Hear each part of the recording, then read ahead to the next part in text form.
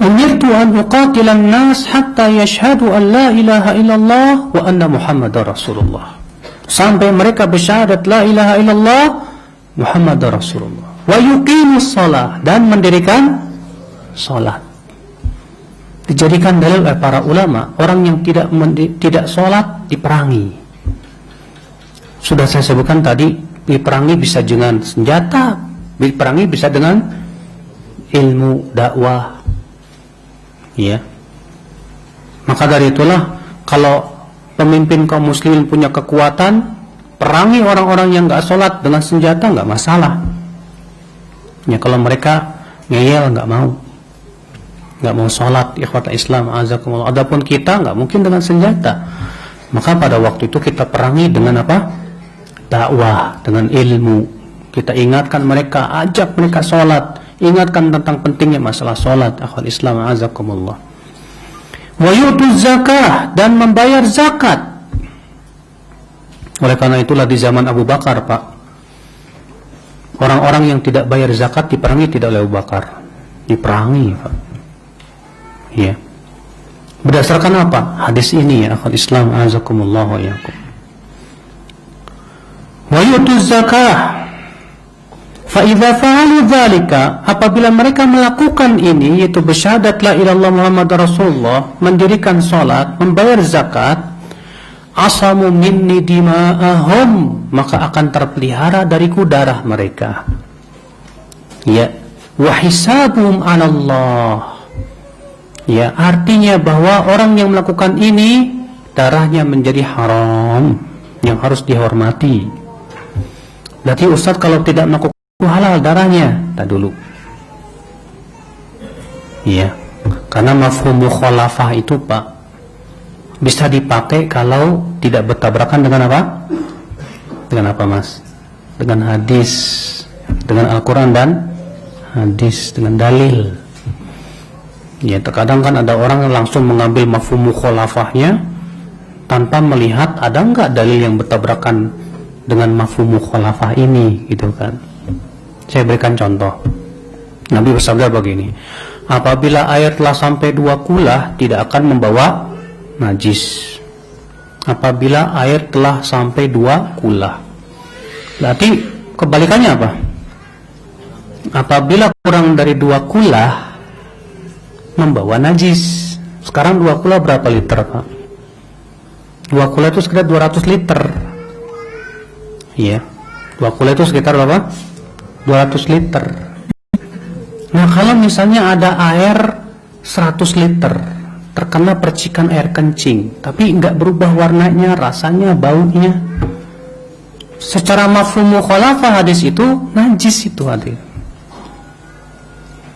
Tapi mafhum mukhalafah ini bertabrakan dengan hadis yang Nabi mengatakan pada asalnya air itu suci kecuali kalau berubah rasanya, baunya, warnanya. Dan ini tidak berubah warna dan rasa baunya tidak berubah.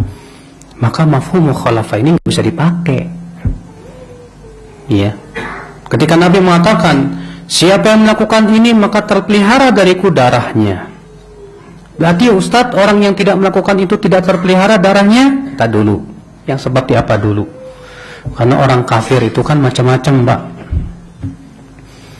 Iya. Ada orang kafir harbi namanya. Apa itu orang-orang kafir harbi?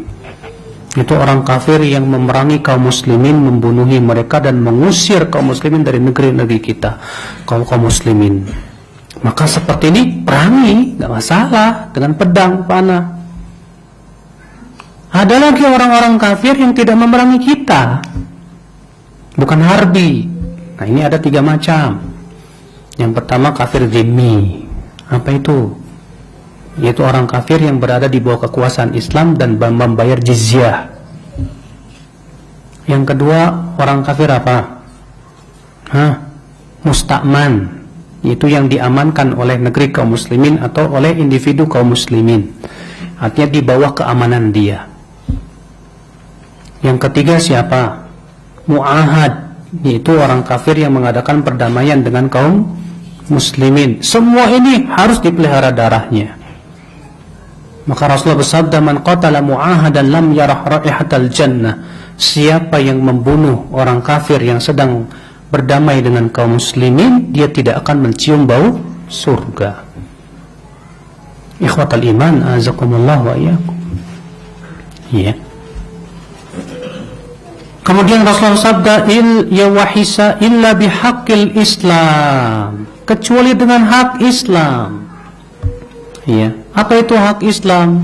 Artinya Pak, seorang muslim pun yang sudah bersyahadat la ilaha illallah Muhammad Rasulullah, mendirikan sholat, bayar zakat, tapi kalau dia melakukan hal-hal yang menyebabkan darahnya halal, gak masalah. Kalau ternyata yang melakukan, dan disyaratkan yang melakukannya siapa? Khalifah, pemimpin kaum muslimin. Contohnya apa? Orang yang sudah menikah berzina, maka dalam Islam dihukum rajam. Orang yang membunuh jiwa, maka dalam Islam dibunuh lagi. Ya. Orang yang murtad dari agama Islam, dalam Islam dibunuh. Orang yang memberontak kepada pemimpin yang sah dalam Islam boleh diperangi. Tapi itu semua hukum-hukum yang berhak melakukannya siapa? Pemimpin kaum muslimin. Individu kaum muslimin nggak boleh. Untuk mengasah beduk, ngapain? Saudara saya murtad, mau saya bunuh dia. Karena Rasulullah mengatakan siapa yang murtad, bunuh dia. Enak aja antum pahami. Ya. Yang boleh melakukannya siapa? Entah dulu, lihat bagaimana penjelasan para ulama ya akhi. Dengan sembarangan gitu loh. Ya, di dalam mempraktekkan hadis-hadis Nabi sallallahu alaihi wasallam.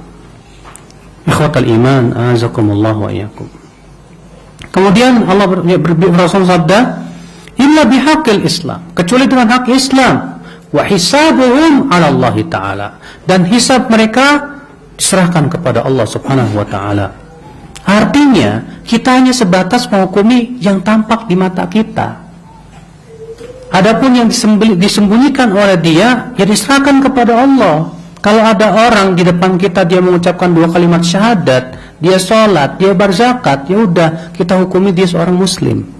Masalah yang ada di hatinya, apakah dia munafik apa enggak, ya itu serahkanlah sama Allah. Makanya kan orang-orang munafik di zaman Rasul diperlakukan oleh Rasulullah sebagai seorang muslim, tidak Pak? Iya. Yang jelas siapa saja yang memperlihatkan keislaman, dia sholat, dia zakat, dia bersyahadat, kita katakan dia seorang muslim. Adapun masalah hatinya, serahkan kepada Allah. Karena kata Rasulullah, kita tidak diperintahkan oleh Allah untuk mengorek-ngorek apa yang ada di hati manusia. Iya. Nah itu ya akhwat Islam, azakumullah wa iyyakum. Iya. Namun tentunya Pak, orang yang memperlihatkan kekufuran, apakah langsung kita cap kafir? Dah dulu. Bisa jadi dia tidak tahu itu permasalahan yang bisa mengeluarkan dari Islam. Bisa jadi ada syubhat. Maka dari itu harus ditegakkan dulu hujah, dihilangkan dulu apa? Syubhatnya. Dan masalah-masalah kafir mengkafirkan pun sudah pernah saya bahas ya di pembahasan hadis yang kedua. Dan waktu itu saya juga menyebutkan tentang kaidah-kaidahnya.